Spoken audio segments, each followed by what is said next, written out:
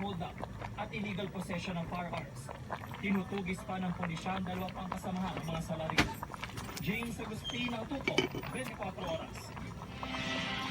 Kaya na ang 2 Utan na inakusahang lumabag umano sa Anti-Terror Law at Comprehensive Firearms and Ammunition Regulation Act.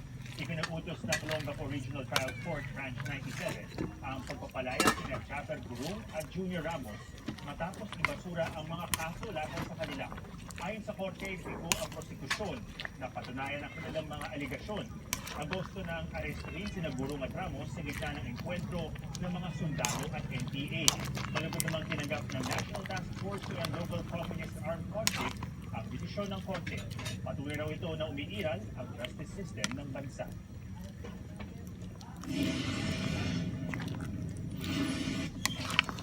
Good evening mga kapuso!